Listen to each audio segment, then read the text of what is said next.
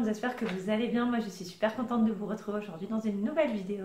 Et aujourd'hui on va parler un petit peu technique parce que j'avais envie de vous parler de la réalisation d'un fond avec un matériel dont j'ai pas encore parlé sur ma chaîne. Donc voilà, c'est un peu une petite nouveauté pour moi et puis c'était aussi une de mes premières fois.